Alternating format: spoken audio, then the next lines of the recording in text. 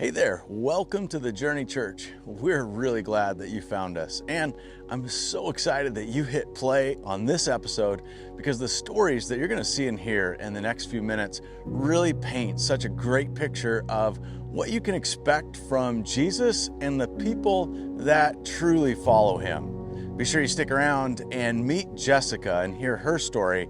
The things that she shares are raw and real, and trust me, you don't want to miss it. I'm sitting across from this woman and I'm listening to her tell me what her gift is, and that she's gifted in seeing a woman who's in pain, a woman who's hurting. And she's gifted in being able to see that and take their hand and walk them through that pain. And as I'm listening to her, I'm thinking, oh my gosh, like I found her and she found me. This is how it was supposed to be. That's why I went to that retreat. That's why I found this church. That's why I shared my story at Women's Bible Study. That's why she called me, because she saw my pain.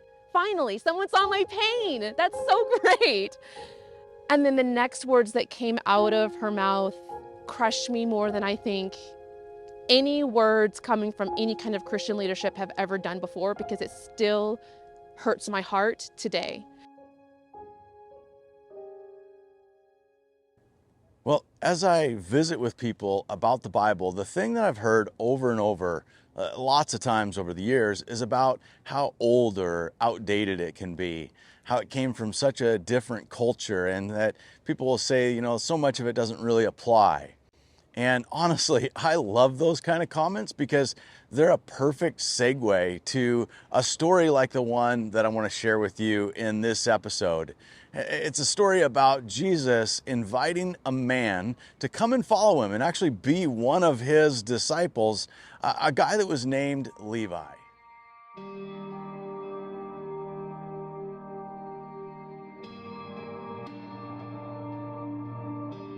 Well, the culture and circumstances surrounding Jesus inviting this guy Levi to be one of his followers are really similar to the way things are today. I mean, honestly, they're so close, it's not even funny. You see, this guy Levi, he was a Roman tax collector. And you don't have to know a lot about ancient culture to know that people generally don't like the tax man. I mean, who wants a visit by the IRS, or if you're in Canada, the CRA? Beyond just being an unlikable tax collector, there was actually a lot of worse things going on with Levi.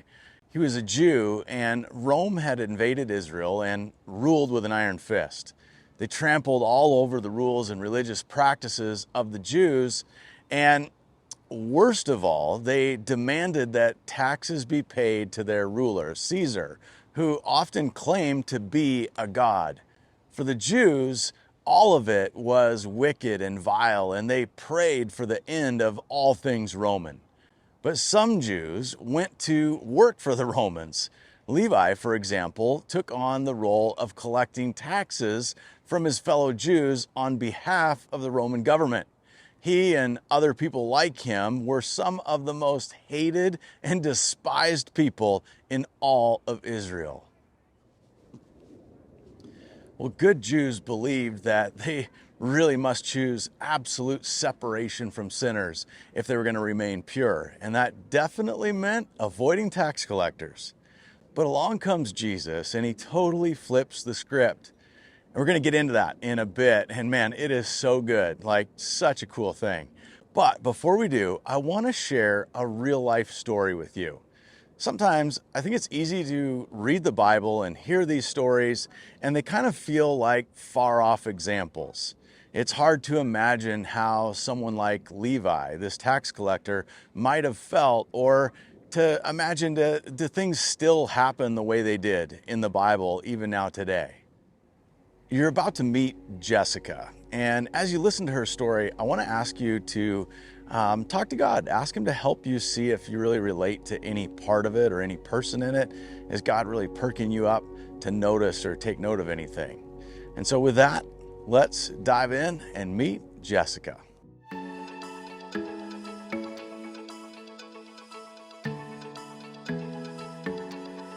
I'm Jessica Biles, and this is my church story.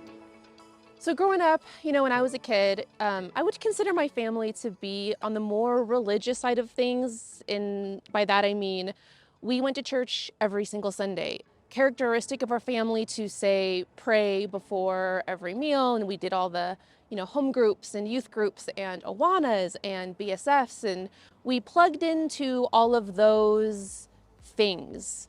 And one big faux pas for me growing up with that religious mindset of there's a specific way that you should look to go to these events was going to church on Sundays as I started getting older and getting into teenager area, and I wanted to express myself and I wanted to wear what my friends were wearing. I want to wear pajama pants to church, and my mom's like, no, you have to wear jeans and a t-shirt, and that was my struggle. But still, I didn't understand what made the church experience different. If I went wearing my favorite comfy PJs and sat with my best friend in the front row versus jeans and a t-shirt and maybe not sitting with my best friend in the front row. It was just those kinds of questions constantly was being asked in my head, and it was really hard to feel like I was getting clear answers about them, and I still have tons of questions about that kind of stuff.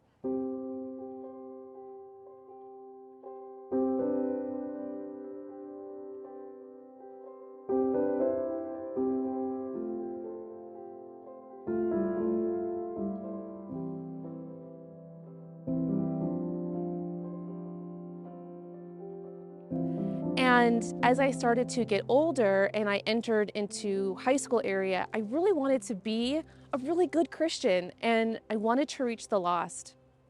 And so I think that one of the things that I did was I really encouraged friendships with people who I felt like were lost, whether that's right or wrong for me to have done that. It's just where my heart was, because I wanted people to find Jesus. I was like on fire for God and all that. And I think what happened is that I actually would get lost in that entire process. I didn't really understand, how do I go into the world but not be of the world, if that, makes sense. And so here's a great story. I would drive my parents' minivan to youth group every Wednesday or Tuesday night or whenever it was. And my mission was always to fill up that car with as many of my friends as I could. And there was a particular instance, and this may have happened more than once, but there was this particular instance where I was driving the car and my friends in the back happened to all be what you might refer to as potheads. And so they wanted to stop at a park on the way to youth group to toke up. And I said, sure, because sure, I didn't know what else to say. And I also wanted to be cool. I wanted to be a chameleon, and peer pressure at its best, I guess.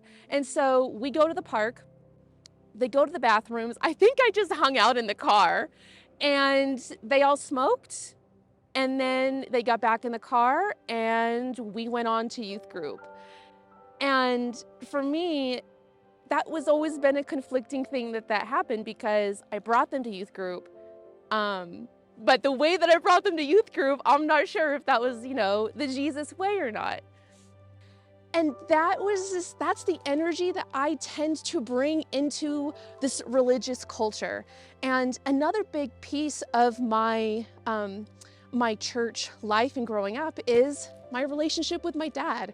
And I don't think that's abnormal. And so one of the big pieces for me that I was constantly searching for as a young person, as a young adult, was for love and acceptance by my earthly father first, and by my heavenly father second, third, fourth, even fifth. Honestly, I cared more as a teenager and young person, young adult, about the physical needs, the right here, right now, in my face. Are you going to love me and accept me for who I am right now? I wanted that above having a heavenly father to lean into. Now I have to take a minute. So I'm walking through high school. I'm having all of these different experiences. I'm definitely rebelling against my parents. I mean, I tried to sneak away to prom because they told me I couldn't go because I got caught at a party, and I put all my stuff in a bag. My neighbor's mom helped me get to my dates so that I could go to prom. But my dad was like, no, you're not doing that. I'm going to call the cops, so bring her home. Like, these were the kinds of rebellious situations that I would find myself in. And what I wish was that there was somebody there, whether it was somebody involved in church, like my youth group, or a parent or a friend, would just have held my hand and said, Jessica, what's happening in your heart right now? What's happening here in the heart? But that's not something that my parents, I think, were equipped to do. And apparently neither were the church people that I was around with. This then transitions to, well, I find myself at college. I'm still feeling like a young teenage girl, and I meet a nice boy at taco time, and he's kind of cute. He treats me really nice. And what do? I date him, and then I have a baby with him. Getting pregnant as a single teenager, I was 19. That's like the biggest faux pas that I could have done as a Christian. It was like the biggest, worst thing ever. And it was really, really traumatic to essentially come out to my parents and tell them that I committed the biggest, worst sin. And I just remember, again, I wish that somebody was able to hold my hand and just sit with me and say, Jessica, it's okay that you're pregnant. It's okay that you had sex with your boyfriend. It doesn't mean that you're not lovable anymore or unworthy. It doesn't mean God loves you any less. It means that now you get to live the life of a single mom, and you're walking down a very different path than maybe what you envisioned, but it's going to be okay. But instead, the cards that I would get from, like, my mom's Christian friends would be like, make sure you don't get married because you don't want to be unequally yoked. And just other types of verses that felt more, it didn't do anything for me, I guess is the point. It didn't do anything for me. It wasn't taking my hand and helping me lead forward and figure out, like, well, how do I feel about what's happening right now? Like, am I okay? So, and I feel like that's just been overall my church experience, is constantly people seeing what's happening on the outside, and then there's judgment calls. And oftentimes they're wrong. Sometimes they're right. And even if they're right, does that mean that we get to make those judgment calls and then go gossip about that person, or go to like pastoral leadership to say this person is sinning in this way, make sure you deal with them? I'm pregnant now, and now I'm my own person. I'm a mom. I'm a grown-up. I have to make grown-up decisions. I have to move out with my baby by myself and live on government aid and figure out, what am I going to do with my life as a single person? Now I've got this kid I have to take care of, and I come across who will be my husband, and I do refer to him as Mr. Sexy because he's oh so. That was just a little bit of my personality coming through. But we both brought in really unique situations for each other. So he has a daughter who has special needs, who's biracial, and who was 9 years old at the time. Oh, maybe she was 8 or 9 years old when I met them. And then I brought in my son, who was, 18 months. He was running around in a diaper, like running into walls for the fun of it at the time. And we decided that, let's get married and do this thing.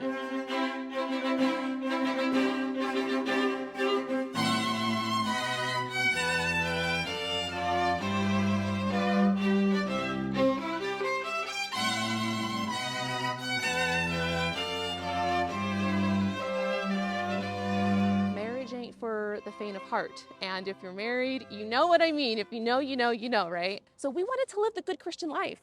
We wanted to make sure that we go to church every Sunday. I want to make sure everybody looks nice. What does that sound like? Like my mom telling me to make sure I look nice for church on Sundays, because I wanted us to have that good Christian happy image. And that just wasn't the reality of what was happening at home behind closed doors. Because at home behind closed doors, blending a brand new family, that had a lot of bumps and bruises. There was a lot of tears. There was a lot of stress. There was a lot of hardship, and it was all very, very alone. And I became mom. I decided I'm going to be the best stepmom that ever happened, because why can't I do that? So much easier said than done. So naive of me to think that I could just jump in and become a stepmom to my daughter who has Down syndrome, something that I knew very, very little about. And there was no way to make her look or appear normal. And I don't like using that word, but that is what I was trying to do. And that caused intense stress. I had a lot of anger, and that I think stemmed from undealt with childhood trauma, undealt with childhood emotions regarding how I feel about my own self-worth. And so it was a really, really rough early marriage time. And so we're looking for a church connection. So I go back to the church that I went to when I was there as a single mom. And our church experiences became more and more negative and harsh and judgment ridden and gossipy, to the point where we were like, I think that we're done with church.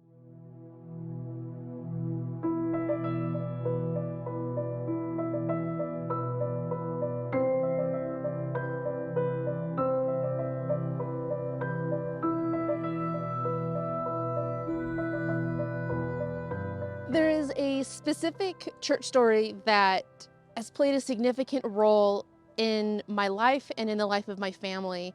And it really changed the trajectory on how we began to view the church and the concept of religion in general. And so here's how the story kind of went down. And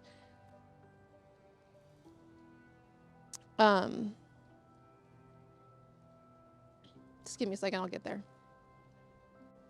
So we decided, okay, let's get plugged in. Let's go to women's Bible study. Oh, it turns out that there's a women's retreat happening. I don't really want to go. I'm not sure I'm available for this, but I think I should go, because that's what Christians do. We go to the retreats. And the morning that I'm supposed to leave, that I'm supposed to carpool with the 2 or 3 other women up to this retreat, I get triggered at home, and I'm dealing with really big, angry emotions.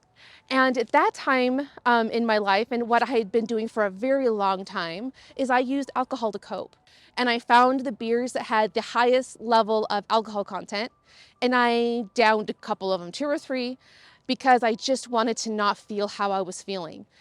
And I was in the middle of packing. I maybe was mostly packed for my weekend, but I knew, I was like, I'm not going. I'm drinking beer at 10 o'clock in the morning. I'm not going to church camp, and I'm just gonna stay home and probably feel really terrible. So Mr. Sexy comes home, and he sees the state that I'm in, and his response is, and not in a bad way at all, is, I think you should still go. Let's just get you going anyways, because we made this decision. We felt like it was a good decision. This is real life messy. Like, this is probably where you should go to get some connection. So he finished packing my bag, and I'm definitely tipsy. I kind of just want to take a nap. He drives me to go to meet with the other women, who were basically strangers. I didn't really know who they were. And then we're in the car, and we're driving to camp. And yes, I did sneak in some small bottles of alcohol with me, because I wasn't sure I could cope without it. And that's not an easy thing to say out loud, especially on camera, especially in front of other Christians, because I know that that's not the right way to deal with stuff, but it's how I was dealing with it. And to be quite honest, every single step I took that entire weekend was me going through the motions, trying to move forward, and trying like hell not to just burst into tears and curl up in a ball and just cry, because I just felt so dark and so lonely, and nobody seemed to notice.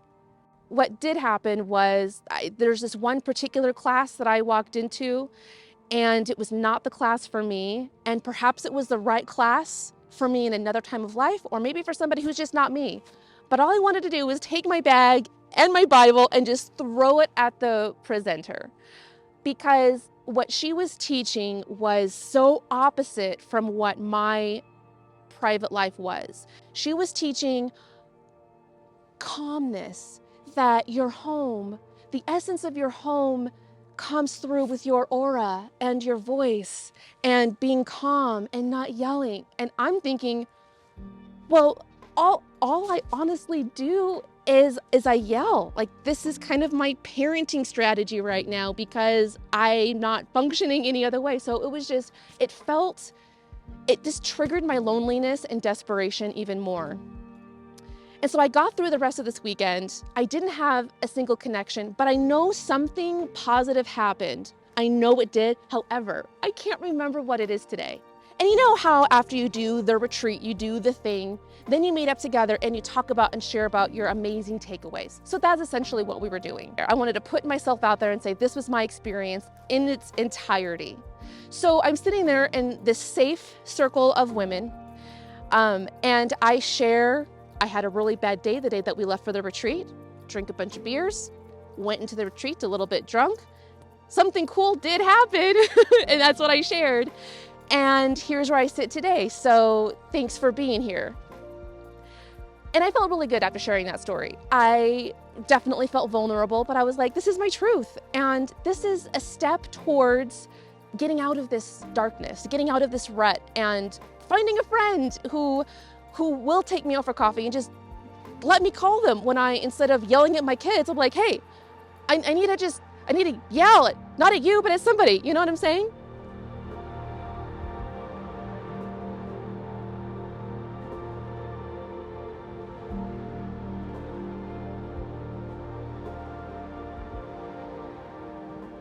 And then I go home and a couple of days go by and I get a phone call from the women's Bible study leader.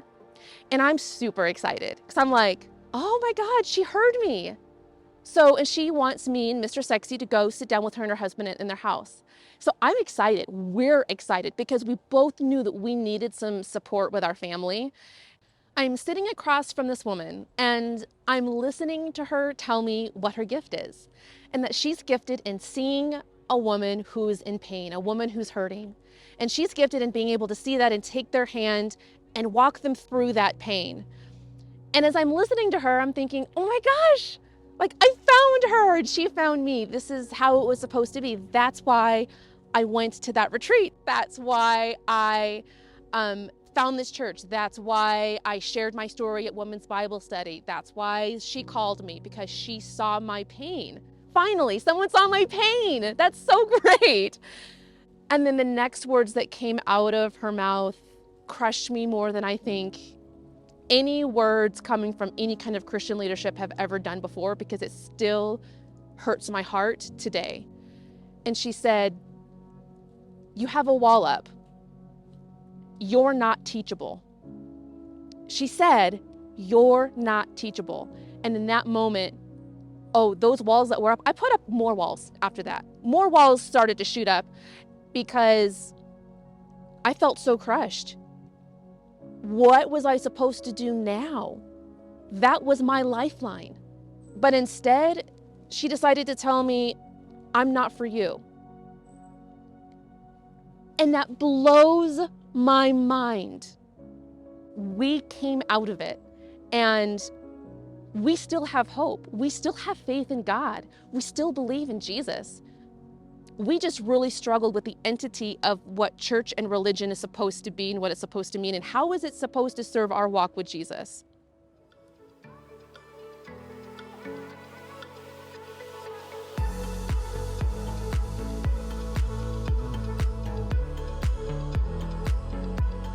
We spent a significant time away from physically going to church or going to church type places or activities, but that doesn't mean that we lost our faith or that we didn't consider ourselves Christians. We were just the kind of Christians who didn't go to church, and honestly, we weren't too sure how we felt about that in the scheme of things. So we're like, maybe we try this church thing again. And we knew that we wanted to connect with the pastor immediately before we decided to lean in all the way and say, go to a small group, try to make any friends, that kind of thing. So we connected with this guy, Thad, and he was this new pastor of this church we ended up getting together for coffee, and it was a really cool, unique experience for us because we went into this meeting essentially wanting to download him on who we are, what we've been through, what I specifically do for a living, and can you handle it? Like, are you on board? Can you, as the human being, accept us as the human beings as we are today? And what the conversation ended up revolving more around was actually Thad and his life story. We actually got, I feel like all of the bullet points and where he was at in that time in his life is he was walking through like getting a divorce, and is eventually what happened.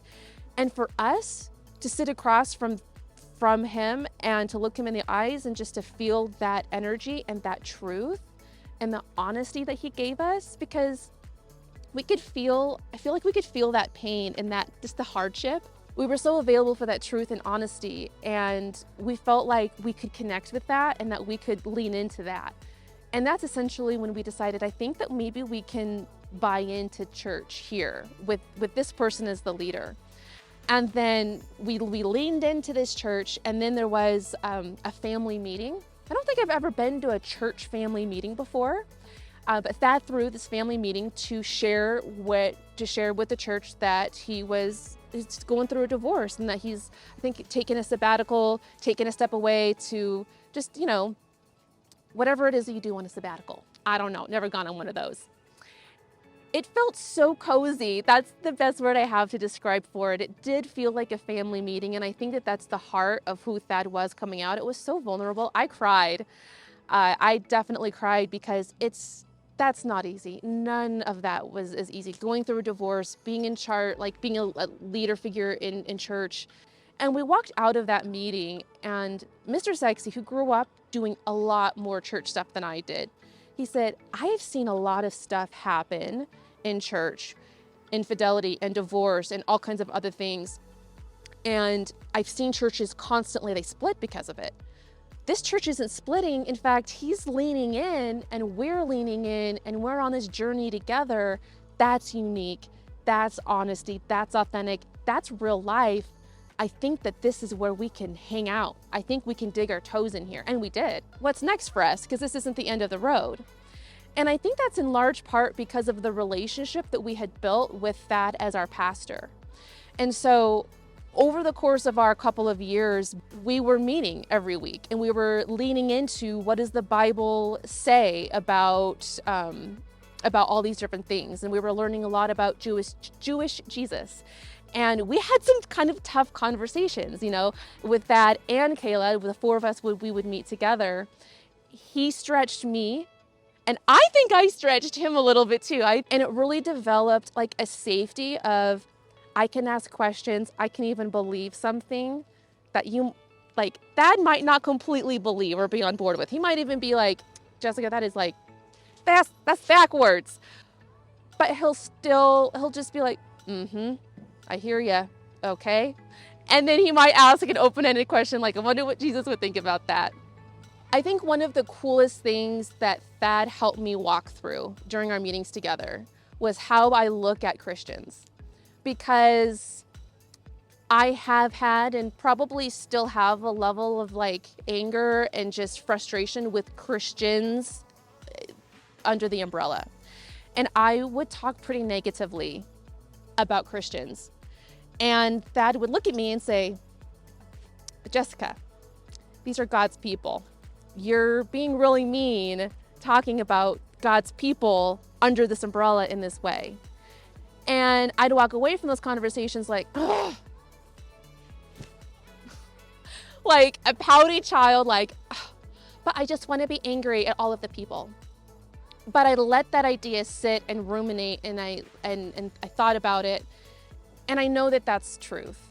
And I know that just because some human beings didn't do it quite right in this time doesn't mean they got it all wrong all of the time. That lady who was sitting across from me telling me that I'm not teachable, I have no idea what her life is like now. She may or may not even remember me. I may just be a blip on her record, if anything at all. That doesn't mean that she's not doing awesome things for God, and that That's not easy for me to say and acknowledge and accept, but I know that that's truth. And so that's part of my journey.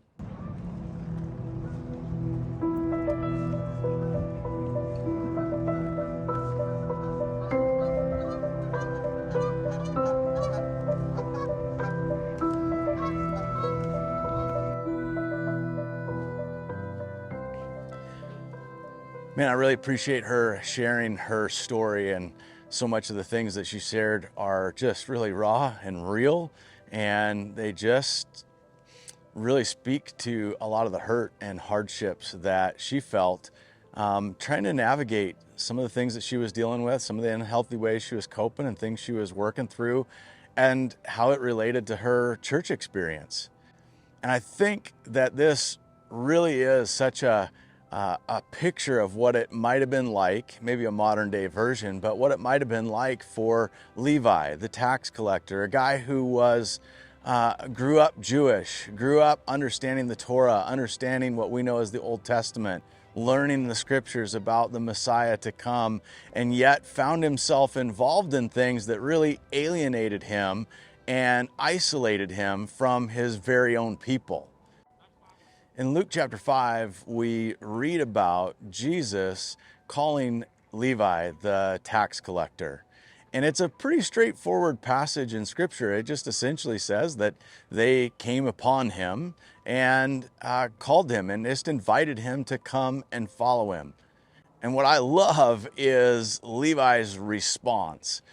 He just quickly sets aside all of his stuff and is all in. It's like, hallelujah. And I think it speaks to a lot to the reputation of Jesus, that if you got a call by him at this point in his ministry, this was a really, really big deal. And also speaks to the urgency and desperation of a guy like Levi.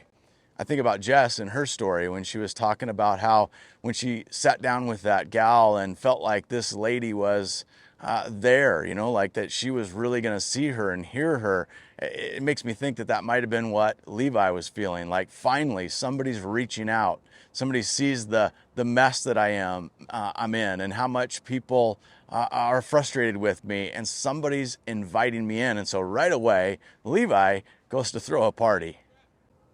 So Levi invites a bunch of his friends and associates, some of the rough around the edges crowd, over to have dinner and dine with Jesus. And Jesus, and I'm sure some of the other disciples, gathered at the house of Levi, the tax collector. And this, of course, stirred up a big old hornet's nest with the Pharisees and the religious leaders of the time.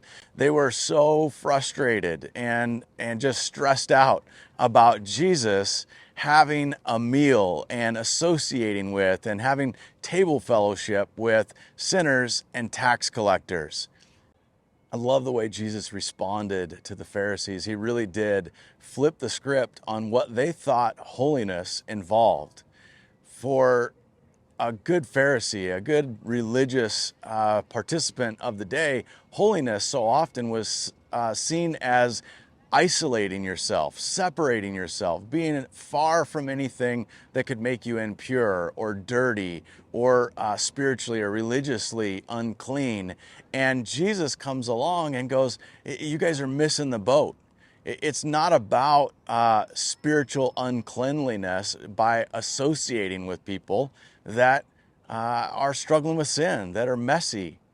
He says, you can be holy, set apart for God, for a purpose, and be righteous and right with God, and sit and dine with sinners and tax collectors. And he gave them this amazing, challenging new picture of what it meant to reach lost and hurting people and be a holy and good God.